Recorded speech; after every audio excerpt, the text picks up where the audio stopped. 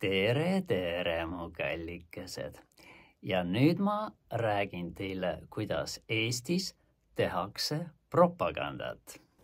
Jüri Kivit postitas üle-eelmise aasta sügisel sotsiaalmeediasse Eesti hümni meloodial põhineva venekeelse muusikavideo Mu riik on hulluks läinud. Kivit tegi 2022. aasta sügisel Eesti hümnist mõnitavate sõnadega venekeelse versiooni ning levitas seda ka internetis. Ise ta väidab, et tegemist on paroodiaga. Kivit väitis, et tegemist oli paroodia, mitte teotusega ning et Eesti hümn pole üldse ametlik. Jüri Kivit pole mitte kunagi väitnud, et ta tegi hümnile paroodia. Hümnile paroodia tegemine oleks tõesti olnud hümni mõnitamine. Mina ei teinud paroodiat ja ma pole seda mitte kunagi väitnud. Selle narratiivi surub peale prokurör ja selle narratiivi edastab edasi Eesti meedia. Kes söödab Eesti meediale selle narratiivi ette? See ongi küsimus. Kas te ikkagi arvate, et see oli teie poolt tehtud nali, ei olnud riigihümni mõnitamine? Loomulikult ei olnud ja ma olen kindel, et tegemist on seadusandja tegemata tööga ja kõik selle protsessi osalised tegid suure töö ära ja saame natuke selguse, et millega ikkagi on tegemist ja mis asi on üldse riigihümn. Ja mis kõige tähtsam minu jaoks, et ma usun, et see on esimene samm, et Eesti rahvas saab endale ikka tagasi selle õige oma vaba rahva hümni, milleks on Koidula ja Ernesaksa Mu isamaa on minu arm. Jäägu see Pacius sinna Pätsu diktatuuri hümniks, praeguse diktatuuri hümniks, aga vaba Eesti rahval on oma hümn olemas ja varem või hiljem see tuleb.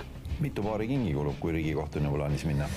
Ma arvan, et väga palju ei kulu, et mul on väga hea kaitsja. Kahtluse alla seaksin ma selle, et esiteks Eesti Vabariigi riigihümn ei ole seadusega sätestatud.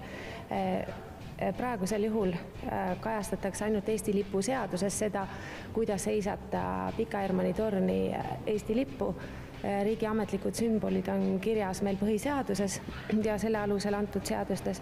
Ehk siis ma olen seisukohal, et vaatamata sellele, et karistusseadustiku paragrahv 245 näeb ette siis muu hulgas lisaks ametlikule sümbolile ka riigihümni teotamise eest vastutusele võtmise võimaluse, siis peaks selgeks saama, et kuidas seda tegelikult kasutada saab. Prokuratuur on rahul otsusega selles osas, et Jüri Kivit mõisteti süüdi, aga talle mõistetud karistus siiski tekitab küsimusi. Küsimus on selles, et prokuratuur taotles Jüri Kiviti karistamist vangistusega ja arvestades sellega, et Jüri Kiviti tegu oli toime pandud kavatsetusega, ehk siis on kõige raskem tahtluse liik ja ta ilmselgelt ei ole siiamaani aru saanud oma teo õigusvastasusest. Ta ise lubas minna välja Riigikohtuni. Jah, et seda on jutuks olnud siin kohtumenetluse käigus korduvalt. Sedasama tegin ka mina.